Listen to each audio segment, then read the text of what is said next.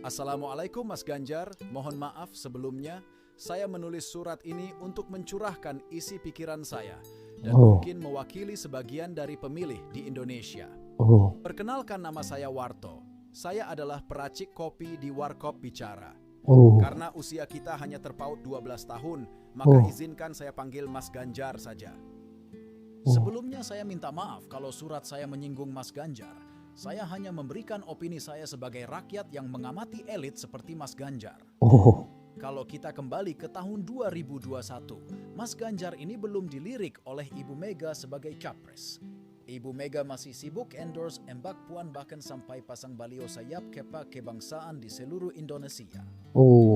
Saya yang kebetulan berada di Indonesia Timur juga melihat baliho ini. Masih Mbak Puan ya. Survei elektabilitas waktu itu Mas Ganjar jauh lebih tinggi dari Mbak Puan yang cuma 3% saja. Waktu itu Mas Ganjar galau karena sepertinya tidak dianggap oleh Ibu Mega. Menurut saya wajar Mas Ganjar galau karena melihat survei lebih tinggi. Tapi ini titik awal saya melihat Mas Ganjar ini ambisius dan merasa bisa. Lalu kemana Mas Ganjar berkeluh kesah? Kemana Mas Ganjar mencari nasihat? Pasti ke Pak Jokowi. Pak Jokowi yang membantu Mas Ganjar bisa berkomunikasi dengan Ibu Mega. Pak Jokowi ikut campur juga ya, turut tangan ya. Di depan relawan, mengatakan untuk memilih pemimpin berambut putih dan wajah keriput. Sontak semua orang menganggap Mas Ganjar yang dimaksud oleh Pak Jokowi. Elektabilitas Mas Ganjar langsung melejit di atas 30%. Bahkan banyak relawan Jokowi yang siap mendukung Mas Ganjar saat itu. Di sini saya pahami. Padahal dari 3 paslon Mas Ganjar paling tinggi ya. Pak Jokowi, bukan karena ketokohan Mas Ganjar sendiri. Sebagai orang yang di-endorse Pak Jokowi, sedikit banyak Mas Ganjar pastinya tahu bagaimana keinginan Pak Jokowi. Setelah adanya koalisi perubahan yang mencalonkan Mas Anies, Pak Jokowi sepertinya ingin menduetkan Mas Ganjar dengan Pak Prabowo. Masih ingat waktu berdua di tengah sawah di Kebumen itu, Mas? Mas Ganjar pasti paham. Saya tidak tahu apa yang Mas Ganjar pikirkan. Mungkin di dalam hati, Mas Ganjar merasa survei elektabilitas Mas Ganjar lebih tinggi dari Pak Prabowo. Jadi Mas Ganjar berpikir Mas Ganjar lebih pantas jadi capres. Memang Pak Jokowi pernah menginginkan ada 2 paslon dari koalisinya untuk bertarung di Pilpres 2024. Tapi itu sebelum ada koalisi perubahan. Rencana Pak Jokowi berubah.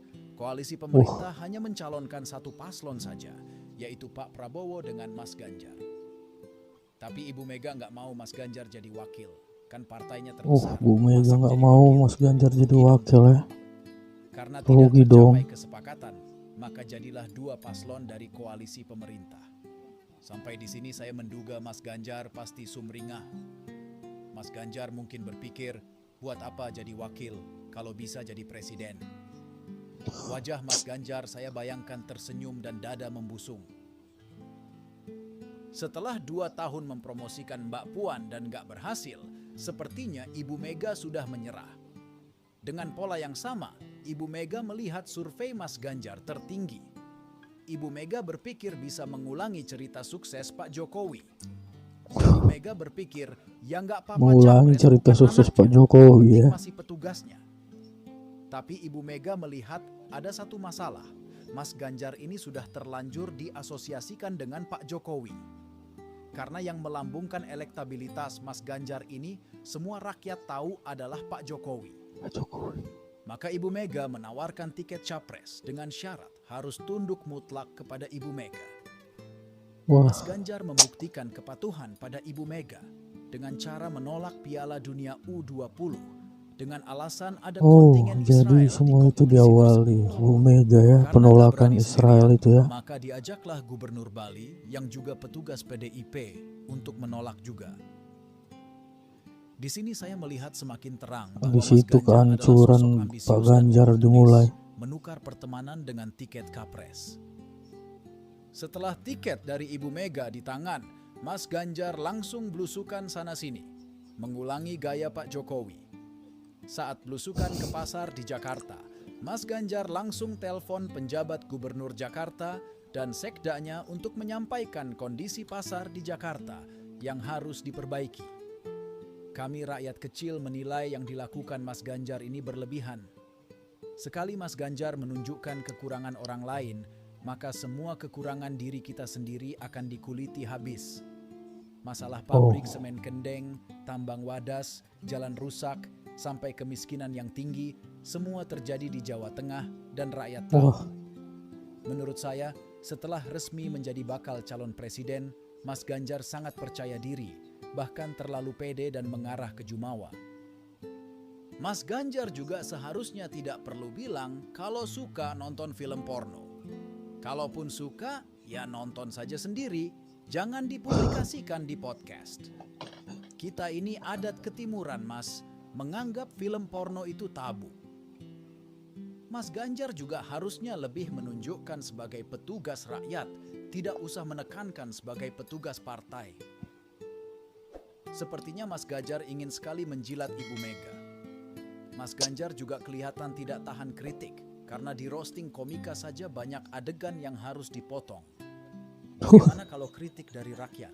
Mau diapakan itu yang mengkritik?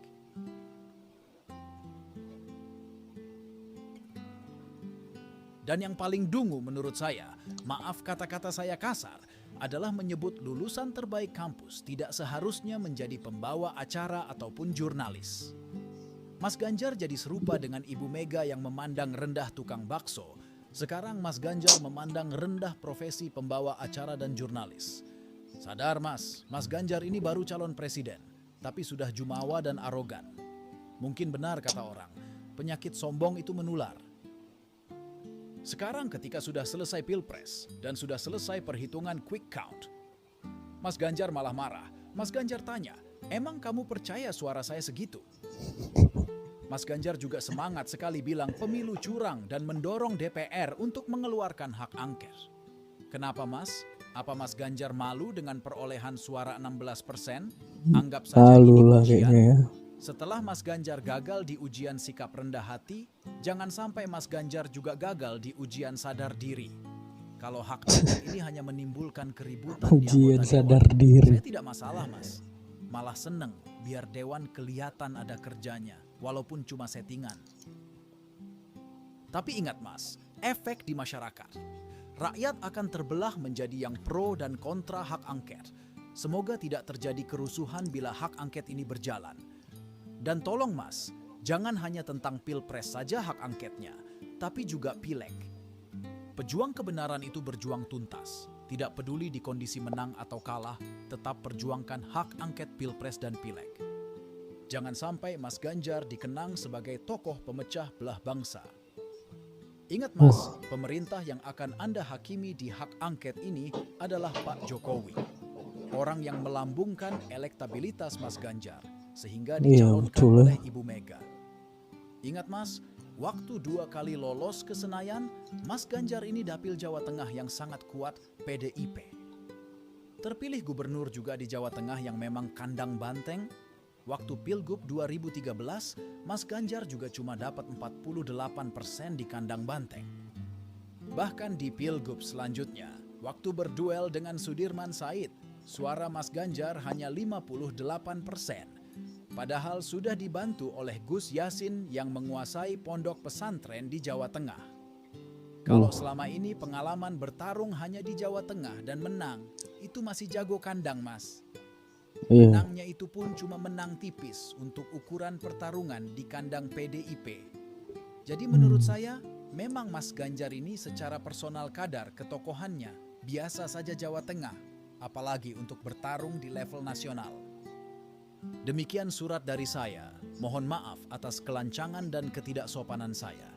Saya ini hanya penjual kopi yang tidak mengerti politik. Saya hanya menyampaikan apa yang ada dalam hati dan pikiran saya. Mohon maaf saya kemarin tidak mencoblos dalam pemilu, karena saya terlambat laporan pindah ke KPU. Saya tidak berniat untuk golput, saya dipaksa golput oleh sistem administrasi KPU. Kalau Mas Ganjar protes tentang sistem pelaporan pindah TPS ini ke KPU, saya dan banyak warga perantau pasti berterima kasih ke Mas Ganjar karena telah menyelamatkan hak memilih kami yang dikebiri oleh aturan KPU. Namun ada hikmahnya juga orang perantau seperti saya dan banyak rakyat lainnya tidak bisa mencoblos kemarin waktu pemilu. Setidaknya itu bisa mengurangi rasa dengki dan arogansi Mas Ganjar, karena kalau kami bisa nyoblos, mungkin suara Mas Ganjar lebih rendah dari 16%. Terima kasih dan selamat membangun kembali citra politik Mas Ganjar yang ambyar karena kesalahan sendiri. Sukses ya Mas. Wassalamualaikum. Wah, kesalahan sendiri ya. Itulah dia. Pepatah bilang mulutmu adalah harimaumu. Jadi kita ini bukan mencari cerdas siapa yang cerdas, tapi kita ini mencari hati masyarakat ya. Jadi jangan pernah mengusik apa keinginan masyarakat, takutnya banyak yang kontra ya. Diawali Piala Dunia, terus lanjut dengan komentari Pak Jokowi, ya banyak sekali lah, arogan ya. Pelajaran buat Mas Ganjar. Oke, itu sekian video dari saya dan doa.